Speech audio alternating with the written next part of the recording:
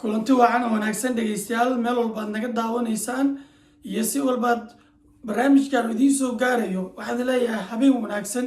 dhegaystayaal caawo waxaan barnaamijkeena kaga hadli doonaa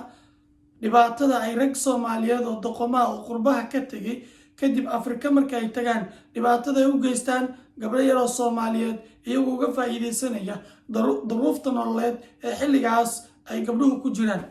haddaba waxaan rabaa inaan gabdhaha Soomaaliyeed la hadlo anigoona u soo bandhigaya 3 calaamadood oo ka mid ah calaamadaha lagu garan karo raggaasi doqomada si ay isaga ilaaliyaan iyo anigoo digniin u diraya ragga dhibaatadaasi sameynaya iyo kuwa banaanka ka arkay oo iyaguna damacoodu u yahay inay sida ay si lamid ay sameeyaan. ayaan rabaa inaan barnaamij yar oo kooban aan soo dhigo ama u soo jeediyo. haddii aad nagu cusub tahay dhegayste ama daawade fadlan subscribe noo dheh, like-na noo saar, gambaleelkana furo si barnaamijyadana wacyigelinta ay kuu soo gaaraan. habeen wanaagsan mar kale dhegaystayaal. haddii aan gudo galno barnaamijkeena waxaa baraha bulshada muddooyinkii dambe ku soo badanayay gabdho Soomaaliyeed oo caloosha ka oynaya iftiinkii nolosha ay lahaayeenna mugdi isku bedelay, qol yar oo mugdiyana isku soo xiray iyagoo halkaasi ka caadaanaya dhahayana maalmo xun oo mugdiya ayaan la qaatay hebel. kadib markuu tegana wuxuu iska xiray kontakti walba oo aan la lahaa ayuu bedelay si aanan mar dambe aanan u arkinin ama aanan u helinin. haddaba waxaan idiin sheegayaa raggaasi Soomaaliyeed ee dhibaatada sameynaya kow waa kuwa ku guuldaraystay hamigoodii nolosha,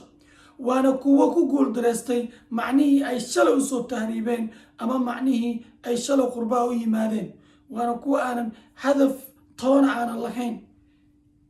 waana kuwo ay ka badan tahay ama ay ka weyn tahay inuu jiifto, soo kaco, jim aado, banooni aado, fadhi ku dir iyo wixii la mid ah aado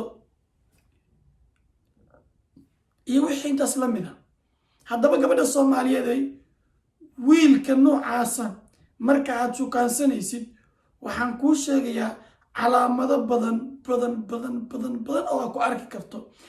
calaamadahaasi waxaa ugu waaweyn saddexdaas haddaad ku aragtid block saar,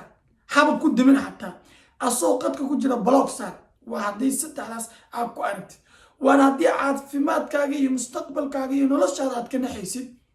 adigaan kula hadlayaa calaamadaha kow wuu faan badan yahay. xilli kastoo aad la hadlaysid wuxuu kuu sheegayaa inuu aad u daalan yahay, inuu shaqo fara badan qabto, inuu waqti badan maanta u banaanka jirin, isagoo kuu sheegaya inuu shaqooyin kala duwan noocaas qabtay, aadaaraya, kaagana beer la xawsanaya, inuu u baahan yahay dumar u ririixa oo xaas u noqota mustaqbalka. waana sababaha ugu weyn ay ku soo jiitaan ragga iyagoo kuu sheegaya inay iskaabulnimada ku dhibaatoodeen markay shaqada ka yimaadaan iyagoo aad u caajisanna ay nolosha guriga haddana ay sii qabsadaan. kow calaamadaas haddaad ku aragtid block saar, anaa ku dhahayo nabku sii. waa beenlow, waa turfitoor, waa qaa'in, nabku sii. midda labaad oo calaamada labaad iyo aad ku garan karto waxa ay tahay wuu faan badan yahay. wuxuu kuu sheegayaa mushaar intaas iyo intaas iyo intaas iyo intaas in ay soo gasho, intaas iyo intaasna oo bil walba qarash gareeyo, intaas iyo intaasna ay u soo harto uu meel u geeyo u la'yahay, taana ay ku khasbayso inuu naag guursado si uu intaas u soo harto uu naagtaas siiyo. waana qayb kale oo adiga lagugu laxwo jeclaysiinayo oo dhaqaale lagu sheegayo si aadan mugdigiisa iyo xumaantiisa aad u arkin, dhagahana ay kuu taagtaagmadaan maadaama ay ku yiri beesadaas ay soo harto meel aan geeyaan waaye si aadan kuu siiyo. 3 wuu ballanqaad badan yahay. maalin walba ballanqaad cusub ayuu ku ballanqaadayaa oo ay ka mid tahay inuu Yurub ama America ama Canada meesha noqotaba ha rabtee inuu ku geynayo isagoo kuu sheegayo. mar walba wuxuu ku leeyahay amise haddii kale inuu Soomaaliya guryo kaaga dhisi doono, dahab iyo adduunna oo ku sii doono. waa calaamada saddexaad ee aad mar kasta aad ku garan karto. midda afaraad ee ugu dambayso waxay tahay had iyo jeer wuxuu ku mashquulayaa noloshaada ama adiga uu kugu mashquulsan yahay isagoo aanan kaaga sheekeynaynin sheekooyin ku farxad geliya sida inuu kuu sheekeeyo sida inuu isku dayo inuu dabeecadahaaga ogaado iyo inuu isku dayo noloshaada halkay ka bilaabato iyo hadafkaaga isagoo intaas kala bixi kara micnaha noloshaada oo ah sida uu noloshaada ugu soo dhawaa laha may marnaba ka hadli maayo noloshaada ayuu mar walba ka hadlayaa oo wuxuu ku leeyahay intaa ka buuran tahay inta caataa ka tahay inta waa ka taagan tahay inta saanaa tahay waa noloshaada bis daaqadaan fur daaqadaan xir midaan ma la furo miya halkan iftiin ku shid loor ku shid adiga loo kugu kooban yahay meel kale wax kale oo micnaha uu ku sheegayo hadduu saacad kula sheekaysto macno intaas ka badan hadduu kuu sheego aniga isoo xirtuug baan ahay noocaas haddii artidna balog dhagaha ka geli ooba haba ugu aaba yeelin waayo waa tuug